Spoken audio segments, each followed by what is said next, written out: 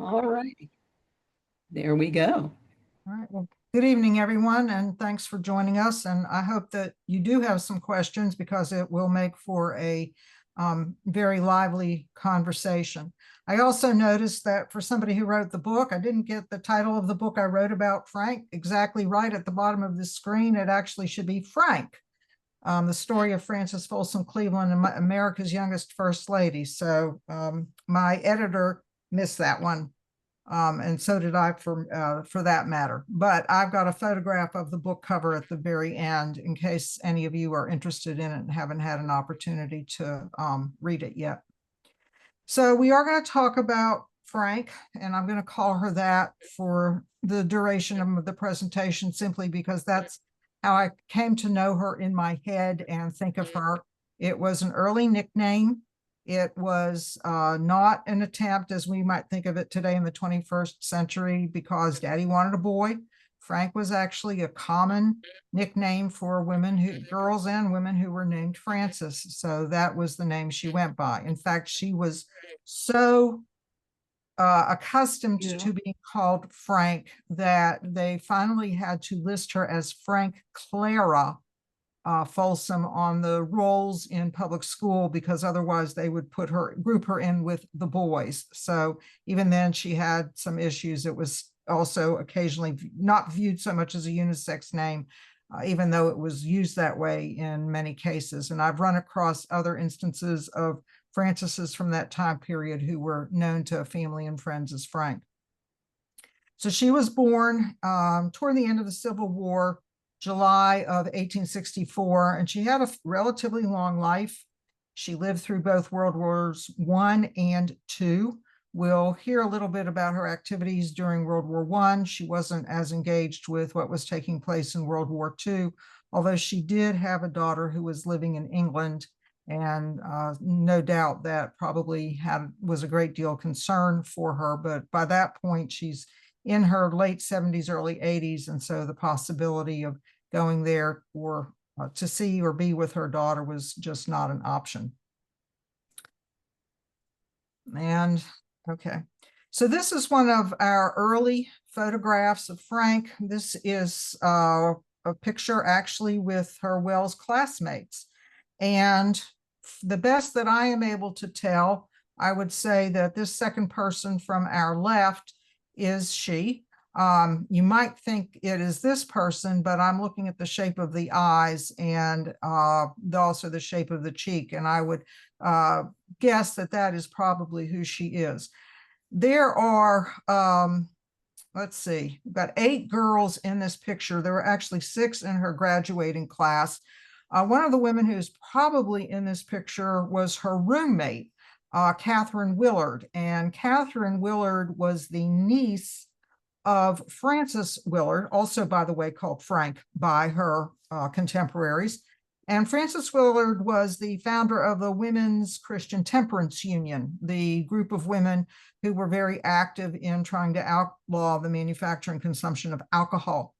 And so Frank, as a first lady, will have a very interesting relationship with the WCTU. So I'll kind of throw in there that she had a tangential relationship to the founder of that organization. And then when we get into the early White House years, I'll explain what that connection was. And I apologize because my keyboard and computer are not going to work. All right. So this is Frances taken in her wedding gown. She was married just shy of her 22nd birthday to the sitting president, Grover Cleveland. The wedding was on June 2nd, 1886. The couple had gotten engaged approximately a year before, about the time of Frank's graduation from Wells. Following her graduation in the early fall, she and her mother and a cousin as chaperone debarked toward Europe. Some of it was for the quote unquote grand tour. Others of it was to purchase her trousseau. I will point out that she had quite a bit of money given to her by her Folsom grandfather. And she used that money to buy some exquisite haute couture, including this gown, which is potentially was made by the House of Worth. But she did have other garments that were made by that particular couture house, which was the leading house in Paris at that time. I did not get a chance to look at the updated exhibits at the Grover Cleveland Birthplace Museum when I was there in March, but when I was there in '09, they had a coat that she had made from House of Worth. So she was very quickly recognized as a fashion plate and a very fashionable young woman, and a lot of women wanted to emulate her and dress like her. This is a drawing of what the wedding may have looked like in the Blue Room. I should add, just for a little piece of historical trivia, that this room had been designed during the Chester Arthur administration by Louis Comfort Tiffany. So the decor in this room was put in there by Tiffany when he redid several of the rooms in the White House, which included the Blue Room where this wedding took place. This is a stylized drawing, a best guess of what it looked like. This is not an artist who was stationed in the room making sketches so that this could be printed. This appeared in Harper's Weekly, and then there was also a front piece on Frank Leslie's Illustrated, which were two of the very popular general interest magazines at the time. The Clevelands had attempted to have a private ceremony, but the public just became absolutely fascinated, as you probably are well aware, the idea of this, portly, gruff, 49-year-old man marrying this very attractive, statuesque, college-educated woman who was literally young enough to be his daughter. So there was some prurient interest. There was some thinly veiled looking into what their sex lives might have been like. There was a lot of curiosity about what their relationship was going to be like. And from the very beginning, they were hounded by the press. And then, as we're going to see, and I'm sorry for this jumping with my computer, as we're going to see, Frances ran into here we go. Frances ran into a lot of issues with what this next slide shows, and that is her image. You can see this image that's on our right, which was used by the Philadelphia Best Brewing Company out of Milwaukee, Wisconsin, which in this particular case was using her image for, even though it said Best Brewing Company, it was actually being used for a cosmetic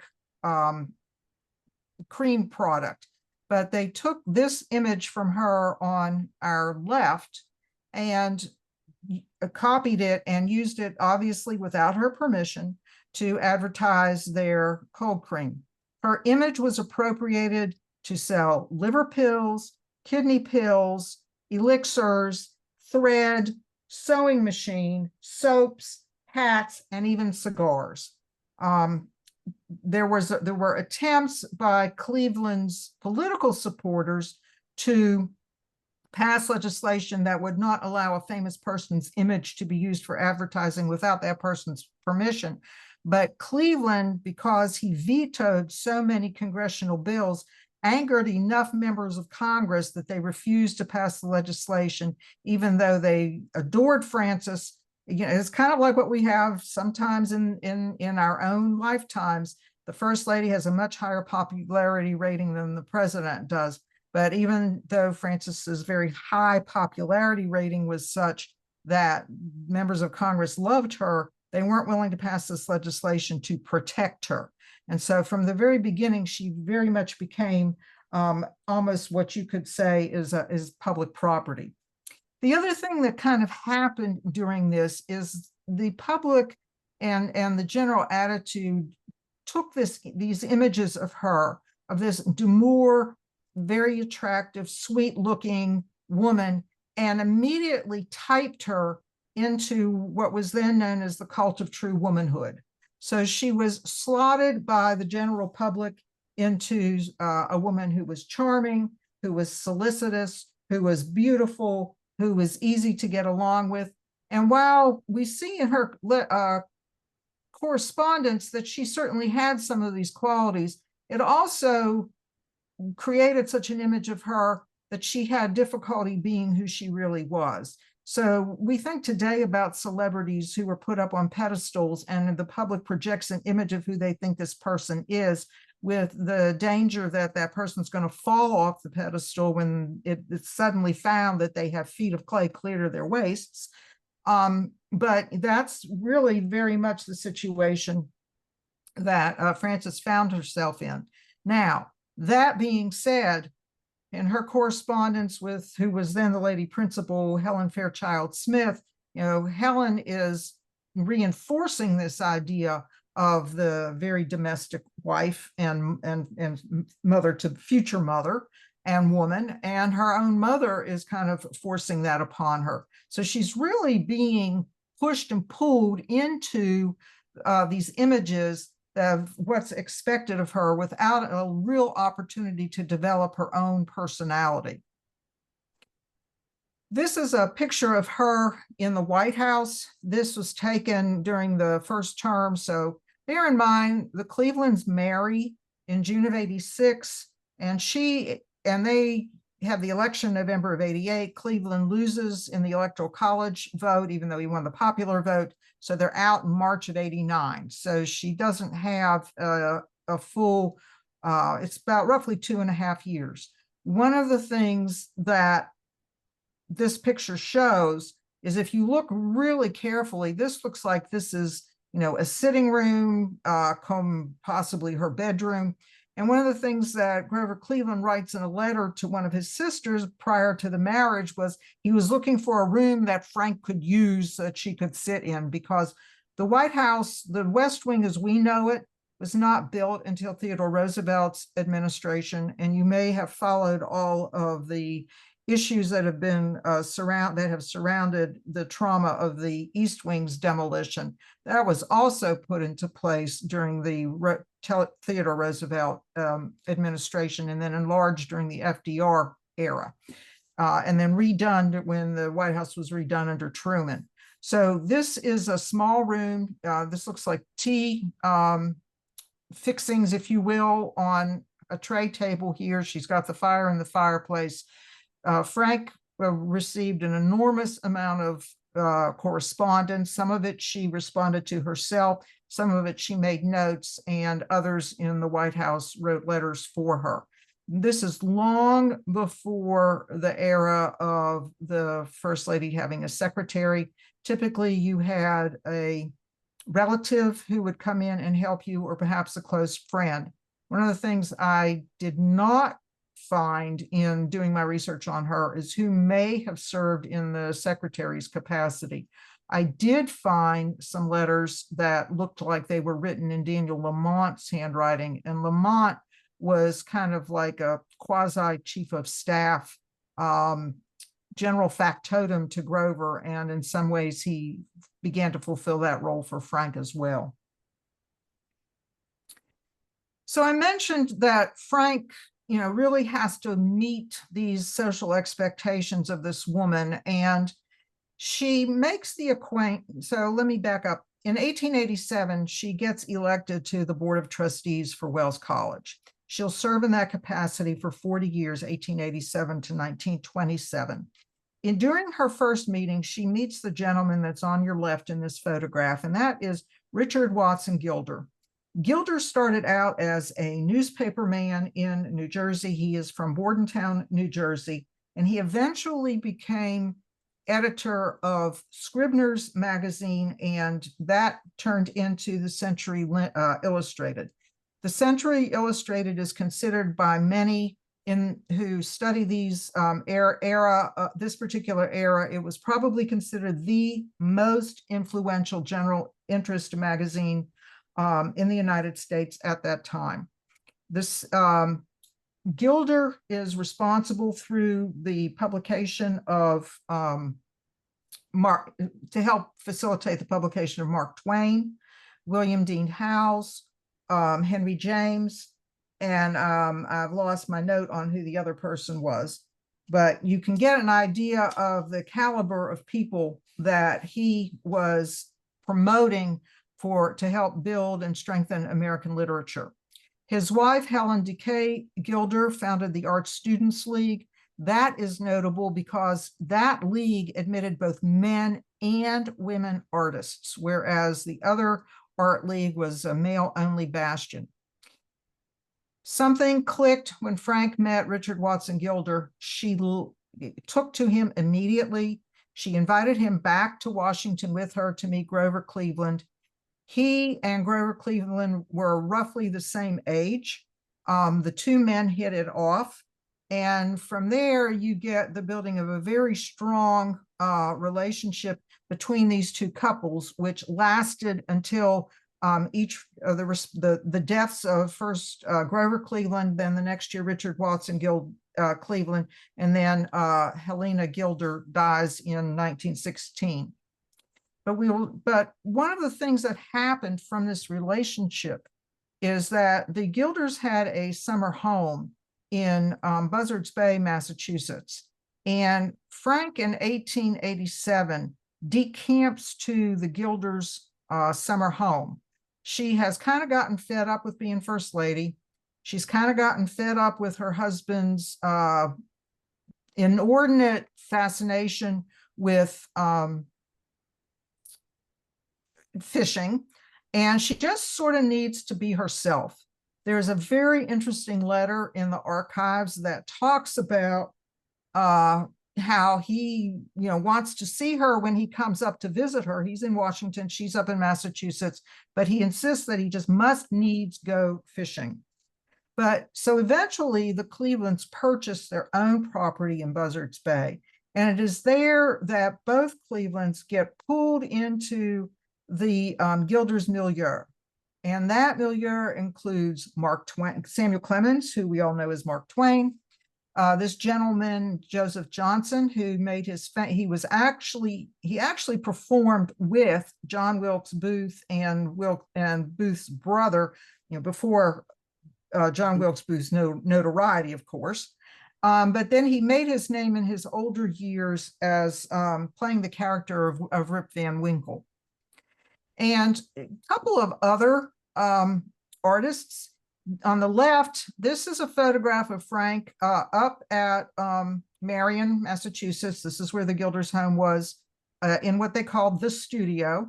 And that is Augustus Saint-Gaudens.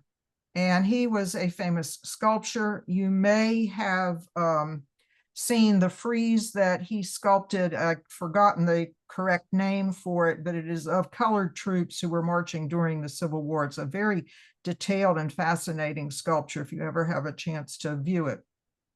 And then on the right, this is a photograph of Frank. She's the one in the lighter colored clothing, sitting with her head kind of against the stone in the fireplace. Helena is there behind her at the spinning wheel. Emma Folsom, who by that time had remarried, and she's now Emma Folsom Perrine, is at the far right. And then you have the Jefferson couple, and then you have Richard Watson Gilder on the floor on the other side of Frank at the fireplace. So this is an entirely different world, but this really becomes Frank's world to sort of, to use the phrase, hang out with, associate with the artists. But the other thing that it does is it pulls Grover Cleveland into this world. And this is a whole world that nobody would ever think of him. He does not come across to the public as particularly educated. He does not come across as an especially lettered or intellectual type man, but he also enjoyed and thrived in the friendship of this community that Frank brought him into. So this is something that they share together, including all the fishing, because Joseph Jefferson was as much an avid fisherman as Grover Cleveland was. This is also the group who is keeping the secret of Grover Cleveland's cancer surgery in 1893. All these people are in on it. When you kind of read between the lines in letters that Alan Nevins has published in his biography of Cleveland, you can see that Frank is open with Gilder, with Jefferson, about what's going on with her husband post-surgery. And so they are all in on this secret. That is how close and how well trusted this group is to the Clevelands. So this is an 1888 campaign poster that was developed for the Democratic National Committee, Democratic National Convention, actually, in St. Louis. It is the first time that a First Lady's image is used in the campaign material. Her image is used on campaign cards, campaign banners. They have songs written that include her name and her image in them. It is a complete change from this idea that women don't get stained or involved in politics. So now they have got her face front and center. So the curiosity about this, to kind of jump ahead on some things, is that even though Frances's image is being used to help get her husband elected, and she's seen as a campaign asset by the Democrats, she will stay very staunchly anti-suffrage for women through most of her life, even after women are given the right to vote. And I may get a little into that a little bit more as we get further down the road. So, as well as alumni, this is probably a very familiar image to you. This is a photograph I had the chance to take when I was on campus back, as Frank said, in 09, although I think this one, Fran said, sorry, Fran, well, you're Frances too. That's right. Fran said, although I may have taken this in 2010 when I was back for another event. But at any rate, this is the Aurora window. It's pretty well considered that Frank was the model for this. The artist for this is John Lafarge. If you're not very knowledgeable about stained glass, Lafarge was a contemporary of Louis Comfort Tiffany, and by and large, Lafarge is actually the one who developed the opalescent technique, which Tiffany then co-opted and was more capable of promoting, mainly with the help of his father and his father's money. But Lafarge is certainly a very prominent stained glass artist, and this is a very impressive window and done by one of the masters of the opalescent art craft. So on the right side, this gentleman with the graying beard is Commodore Benedict, and this is Frank and Grover on the ship the Oneida. This is the yacht on which Grover had his famous cancer surgery. So if you know the story, Cleveland was, well, let me back up. This is in 1893. Cleveland's got some kind of squishy spot in his mouth. He goes to get it looked at. They do some examination. They determine he has cancer.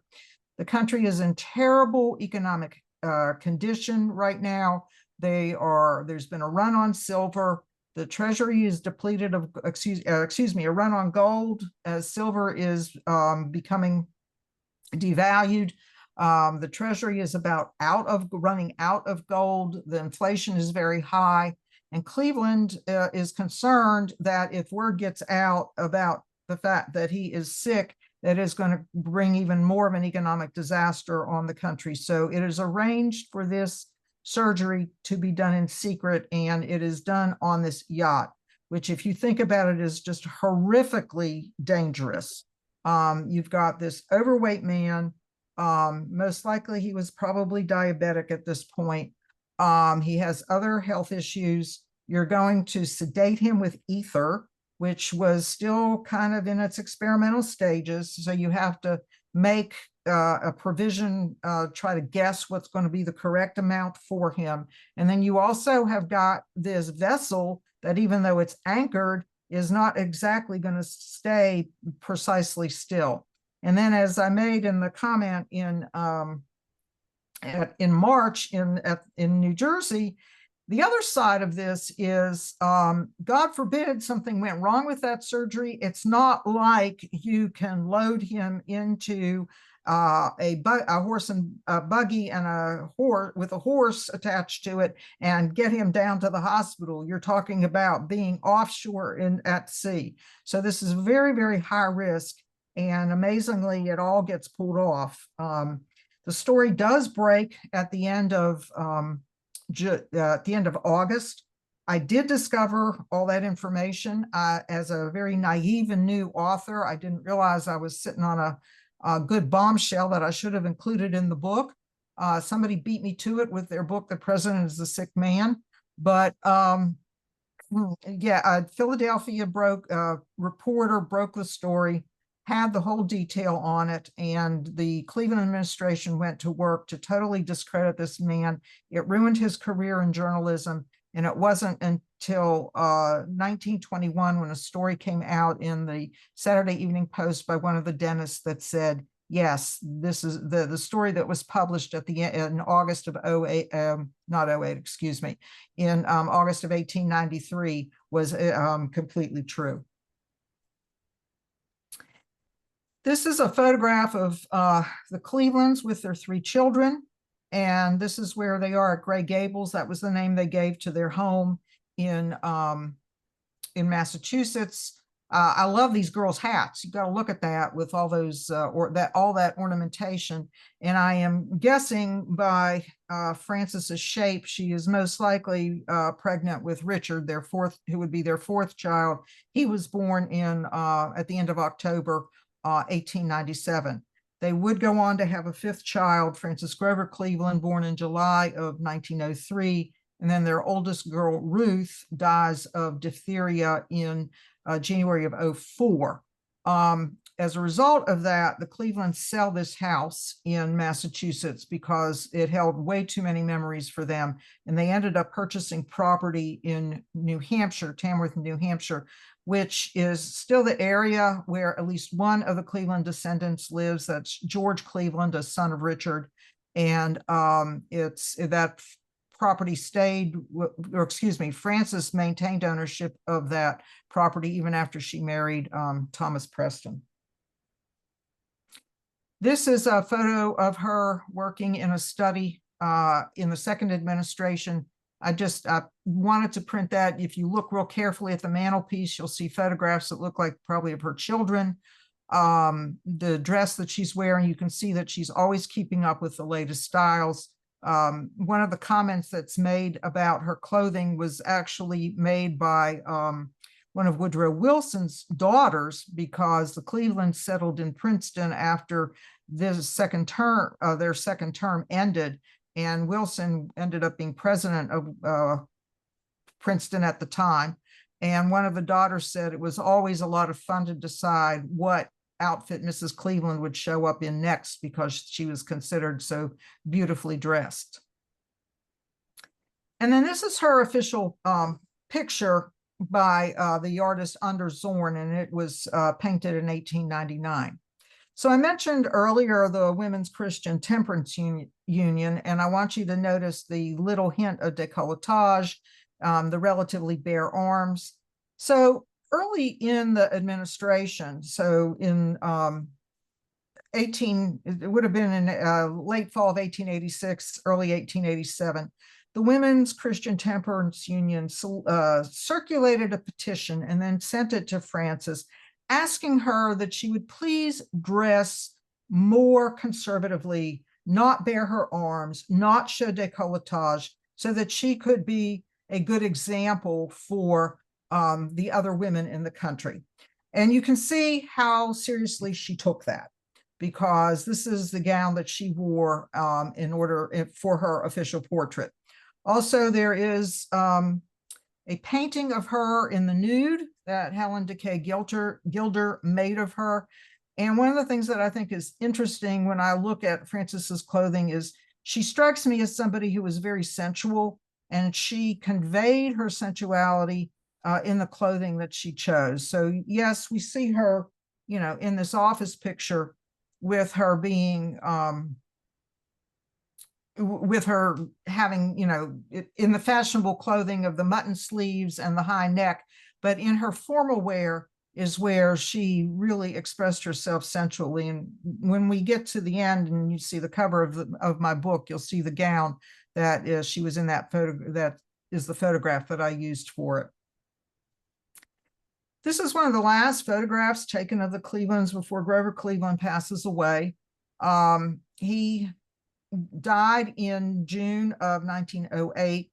You can kind of tell in Frances's letters that I was able to uncover toward the end of his lifespan that he was sick. He had stomach trouble. Most likely he had stomach cancer. As you well know, that's not something that could have easily diagnosed at the time, much less have treated. And we know for sure that this is post-Ruth because you only see the 4 children.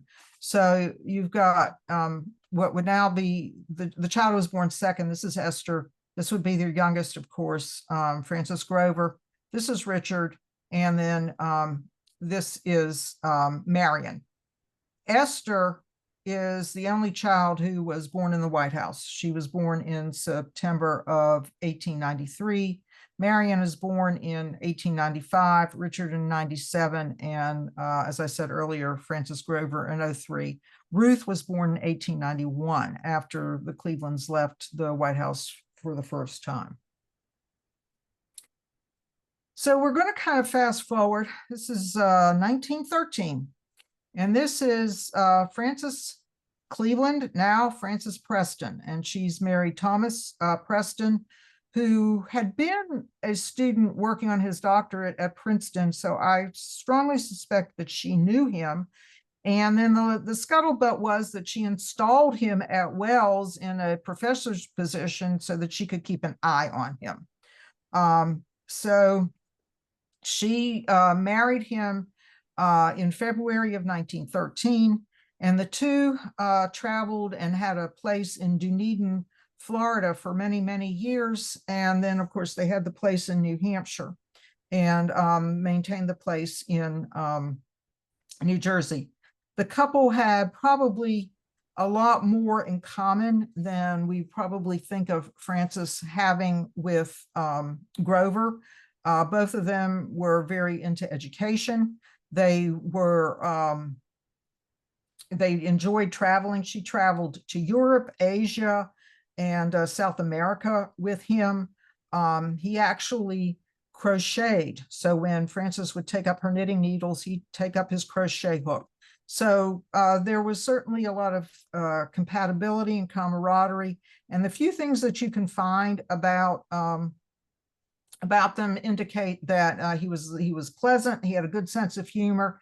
And perhaps, as her youngest son said, he did not put her on a pedestal. He treated her with respect, of course, but he wasn't upholding her in some kind of special position because she had been a first lady and had been married to a president of the United States. I did want to back up on a couple of things that I had omitted earlier.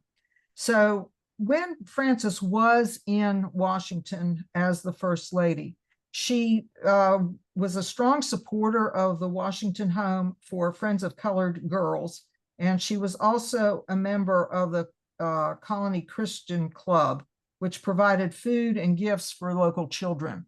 Her involvement with knitting, when she would become president of the Knitting Guild of America, she, as president, was responsible for distribution of millions of items of annually through the coordination of many chapters. And in fact, I found some newspaper articles today of various presidents of Knitting Guild chapters of how many items were collected and distributed. And she was involved with that organization, I want to say, for somewhere in the neighborhood of about 15 years. Another thing that Frances did, which you may or may not be aware of, is part of her role as a trustee in 1922, she headed up the $1 million campaign for Wells to raise $1 million. And the idea was that each alumni would contribute $333, either if they had the resources to pay it out or to pay it in installments. They actually received $700,000 worth of that quota by June of 22, and the campaign had only been launched in March. But they had gone at it like with, pretty much hammer and tong. So that they had brochures, they had active alumni across the country, they had active chapters. And so it turned out to be very successful. And by 1925, which was their end goal, they had been able to, 24, they had been able to reach all of their goal.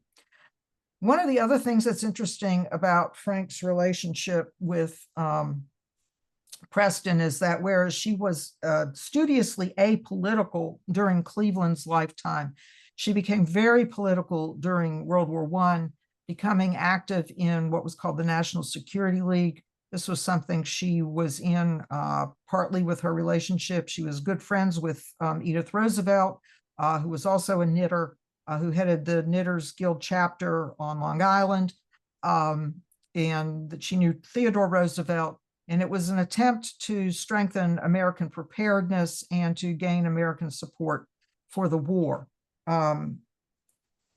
Preston was active in that organization also until he took over leadership of an eye and ear hospital. And here's a photograph of her. This is circa 1917. You can see that she's still very attractively dressed and still, at work, being involved with aspects of working with the National Security League. She was also in the process of securing an author for Grover's biography. So we're going to kind of fast forward. These are a couple of news clips just to kind of see how she changed over the years. This is a photograph of her from a Florida newspaper, and she's now known as Mrs. T.J. Preston Jr., but she is always couched as formerly Mrs. Grover Cleveland, wife of the 23rd president. And it mentions that she's been elected president for the 7th time of the Needlework Guild. And then I also found this very interesting photograph today. So where the circle is, the photograph in the upper left is Frances. This is from 1933. And you can see, age has definitely taken its toll. But she is one of, at the time, 6 presidential widows. Of course, Mrs. Grace Coolidge had recently become widowed because Calvin died. Actually, I think he died right before, I think it was January. It was around this time period. I cannot remember off the top of my head. It was while the Hoovers were still in the White House. So to kind of wrap it up, I'll share with you a little story that Margaret Truman had shared in a book that she wrote about the First Ladies.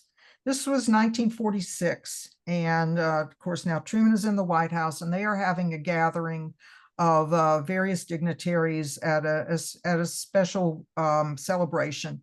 And Frances is at the table, of course, very elderly by this point. So 1946, and she dies the following year. And so Margaret is talking to Frances, and she says, well, where did you live in Washington? They're talking about life in Washington.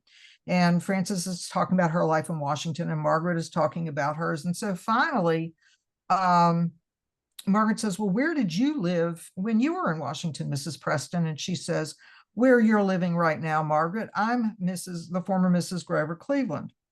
So Ike starts to talk about her to her.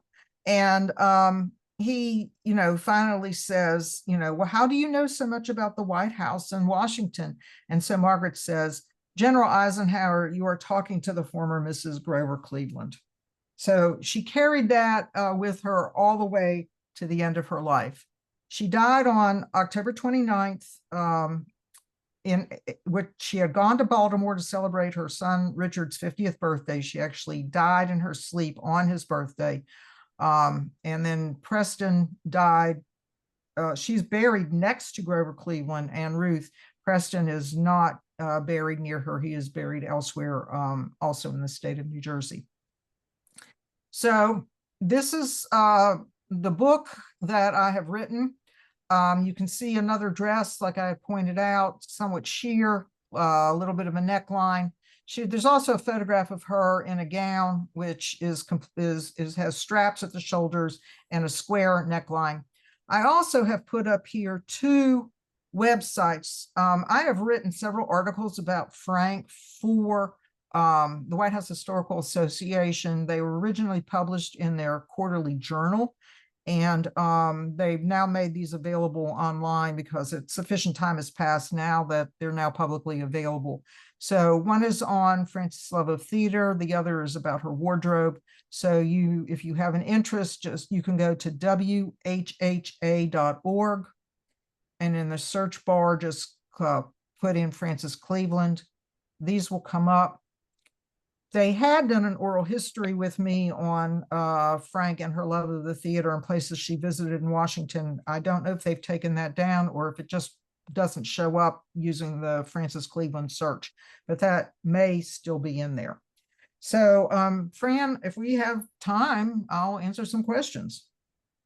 Okay, well, we mostly have some comments. I mentioned that the reason that Richard Gilder was up at Wells when he met Frank was that he was the commencement speaker of that year. I've never seen a copy of his speech. Usually, a lot of the Wells commencement speeches used to appear in the New York Times, but I understand he would not allow anybody else to publish it because he published it in his own magazine. But I have never seen a copy of that yet. So I don't quite know exactly what he spoke of. Annette, can I ask a question? You mentioned that Frank remarried, of course, and I'm wondering, do you have a sense, did she remarry for financial reasons or for companionship or both or some other reason? Obviously, she was pretty young when she was widowed, but I'm just curious as to what you think her motivation was for remarrying. I don't know. She was pretty decently she was left in pretty good shape, to the extent that Andrew Carnegie was interested enough in how much money she had to offer her his private bank, and interest, with a promise of interest accrual on it. So that obviously gave him use of her funds, as long as he promised to, she had them on demand when she wanted them. So, and the other thing is that she obviously did not need to sell Westlands, which was their property in Princeton, or Intermont, which was their property in Tamworth, New Hampshire. And one would assume that if she had been financially strapped, that she would have had to sell those and scale down, and she did not. And the children went to private schools. So, by and large, Grover Cleveland left her pretty well fixed. Now, Preston had never married. He was the same age as she when they both married. And he came from a family of money because his family had been in business in northern New Jersey. I want to say it was a kerosene business, but I don't remember for sure. And then he went into academia. So he probably had his own resources as well. But what seems to be the case in the few letters that I was able to uncover with her correspondence with Helena Gilder was it seemed to be more of a companionship. There seemed to be the desire for the companionship, and the satisfaction that she was getting from being able to share her life with someone. Yeah, very interesting. And if I may, one other question, I don't mean to monopolize you, but you and I were chatting before we brought the audience in, and you mentioned that she retired from the Wells College Board of Trustees in 1927, I believe. She would have been, I think, 63 then. Do you know, obviously she was very important in Wells history just for who she was and the notoriety of the acclaim she brought to the college. But after she retired from the Board of Trustees, do you know what her relationship was to the college after that? Or, No, I have no idea. so she just basically retired, I guess, is I would assume so. yeah, yeah. It seems like she devoted a lot more time to this needlework guild. Yes, Because she yes. was president of that, and she was still president. She was actually here in North Carolina for their convention in 32. It was held in Asheville at the Grove Park Inn. Interesting. Yeah, yeah, but yes, I see that. Yeah, she did seem to be really passionate about that. Yeah. Karen Wyckoff just mentioned that she thought it was interesting that in the campaign card that you showed, that even though the couple is put there as a couple, their faces are looking away from each other. I don't know, we can do all kinds of speculation about what that might mean. And then Una, who is from class of 95 and has worked for the college in alumni relations, mentions that she grew up in Tamworth, and so she was familiar with the house in Tremont. And I think Una also grew up knowing George. Okay. That's good. The way. Una, you want to say hey about it? Class of 85, she's correcting you. Oh, Oh. sorry. But no. Joke. And let's see who else. Oh, someone is asking now how about her interest in the kindergarten movement. Can Yeah, you say just a little bit yeah, about that? thank you. I hadn't meant to bring that up. So this was part of her connection with Gilder, because Gilder became interested in the development of kindergarten. So the idea of kindergartens came from a German man by the name of Froelich, Frolich. And that idea got brought to the United States, and it was hinged on the concept, today it's very acceptable to us, but this was brand new. And this is the idea that young children can start learning at a younger age than it had presumed before, and that there was benefit to children actually be getting into some structured learning, to be read to get to know their colors, to be able to count, to begin to understand and recognize the alphabet, and recognize simple words. So Frank worked with Gilder for the establishment of kindergartens, and a lot of it was in the lower income areas of New York City, which of course, New York City, as you're familiar, back in the late 80s, early 90s of the 19th century, was just, filled with immigrants. So you're talking about using this almost as a tool to help incorporate some citizenship, teaching of citizenship, along with teaching of various skills. And then you have the situation where when Frances gets back into the White House, she establishes a kindergarten for Ruth and for some of Ruth's playmates. So she was very much engaged in the establishment of it and in promoting them.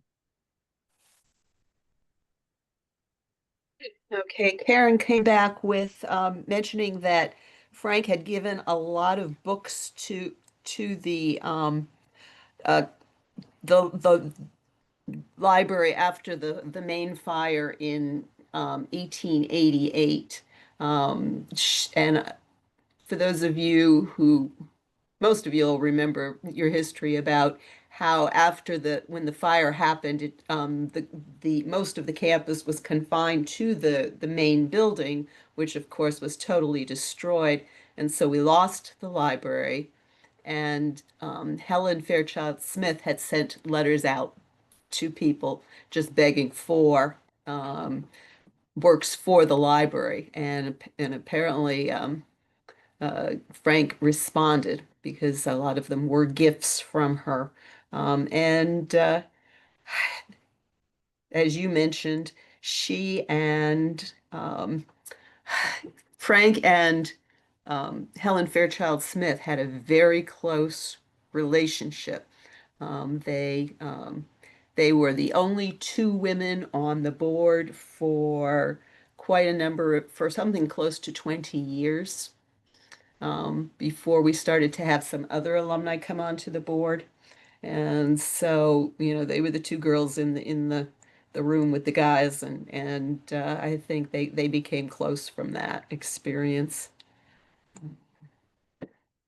And let's see what else. Yeah, just also to mention, Annette, we were talking also before the audience came in. Fran's been involved with several other Wells alums in preserving the Paul Jones House in the village of Aurora. And we were talking about Paul Jones graduated in 1918, and she, like Frank, went by a male name. Her name was Pauline. And she came to be very active in the Wells College Alum Association, and also became a member of the Board of Trustees, like Frank. And she bequeathed her cottage in the village of Aurora to the college in 1965 upon her death. And just noting that Paul and Frank overlapped. Paul being approximately the age could have been the age of one of Frank's children, so it came a generation later, but they probably overlapped and probably met between 1918 and 27, when both were active in Wells after they graduated. Frank as a trustee, and Paul as the WCA president. So it's kind of interesting that interconnection of the generations, and um, uh, so both were very key in Wells' success after their graduation. Yeah, Annette, you had mentioned that $1 million campaign, which had actually started prior to the war and was suspended during the war, and then they jumped back into it and doubled the goal in the early 1920s, and that $1 million. Of which 700,000 was raised by alums, and then there was a matching grant from the Rockefeller Foundation. But I looked up the equivalent. That would have been $18 million in today's money. Wow. And they pulled that together, like as you said, just in a few months. And for if you all want to see where that money went, many of the changes to main building came from funds from that campaign, including the esophagus. So every one of us has at some point or another walked down the esophagus that Frank and Paul's efforts created for us. Somebody else, Sarah Wilcox Edelman has mentioned, asked, with such an active and engaged life, why was she not supportive of the right to vote for women? Well, that's a fraught question. As late as 1932, actually, when she was in Asheville, North Carolina, for the Needlework Guild annual meeting, she was asked, and she said she didn't think that any problems were solved by having women vote, that they should, that the problem situations just managed to work themselves out. So it's really difficult to parse where her head is at least for me. Somebody else may have a better understanding. I just finished a piece for a book that's coming out next year on Ohio's 8 First Ladies, and I wrote the entry on Helen Taft. And Helen Taft had a lot of the same mindset as Frank about the idea that women really didn't need to vote. And one of the conversations that I had with the editor of this book, because the reviewer for the book pieces came back to with my comments on my piece was, you know, why was Helen Taft this way? So the same question being asked is being asked as is now being asked right now. And in my conversation with Catherine, the editor, you know, I pointed out, and well, we sort of came to this conclusion. Somebody like Helen Taft, somebody like Frances Cleveland were in positions of influence. They could work behind the scenes without being in the forefront of political activities, but they could work behind the scenes to affect change because they were in the socioeconomic level where a woman's opinion was at least listened to and considered. But what both Taft and Frank ignored was that they were very privileged and that there were millions of women who didn't have that same access or that same opportunity. And that's where the vote gave them that voice.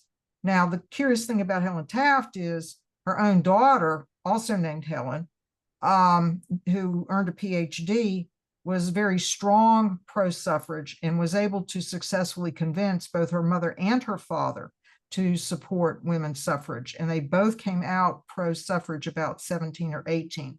But Frank, even though she admitted she voted after women received the right to vote, still maintained, at least as late as 1932, from what I'm able to get from a newspaper clipping, that it wasn't all that necessary. So I put it into a socioeconomic framework and maybe a little bit of vestige of Grover Cleveland indoctrination. Yeah, I mean, he wrote that article that appeared in what was it, Women's Home Journal or something like that. Ladies' Home Journal in 1905 with his big saying how suffrage was against women's natural sphere. Right. And Gilder also had the same opinion. Right.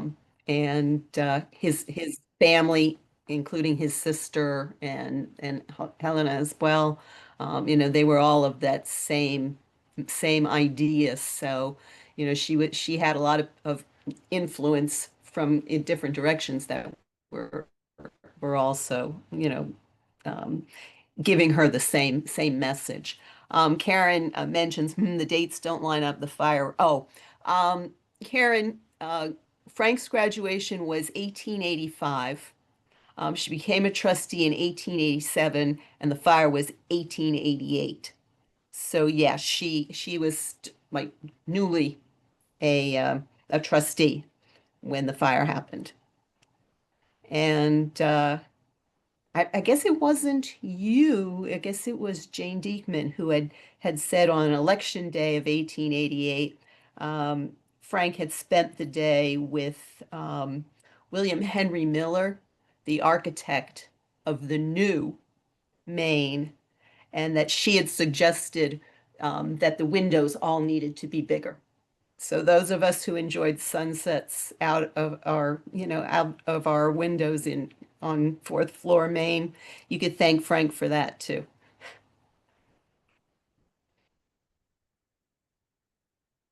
Anybody else? Anybody else? I don't see any more, but Annette, you want to mention that where your books are available? Probably Amazon. You can also go, if you don't like to give Amazon any money, because you figure Jeff Bezos is rich enough. Not that I would use my opinion or anything like that. You can go to SUNY Press, SUNY, and the word press, State University of New York, which you probably already know that, having gone to Wells. SUNY Press, I think, .edu, and just either type in my name or type in at least a portion of the title of the book.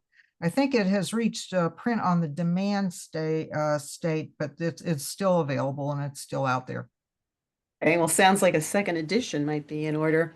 I want to say thanks, and please come back anytime, because I know you're going to find some more wonderful things, and we'll be very interested in hearing about them. I want to mention that our next presentation, our December Learning by the Lake, is set for December 10th. And Derek Pratt, who is the director of education for the Erie Canal Museum, will be doing a presentation called The Beery Canal. And he will talk to us about how the canal influenced the development of the brewing industry in New York State. So, Yay. so here, Randy's cheering. So some of our favorite things, New York history and beer. Yay. So okay, I'll let everyone go tonight. Thank you so much for coming, and hope to see you all again soon. And Annette, let's you and I get together soon so we can play. Sounds great. Thank you, Fran. All righty. Good night, everyone. Good night. Have a good Great. time. Thanks so much. Bye. Thank you. Bye-bye.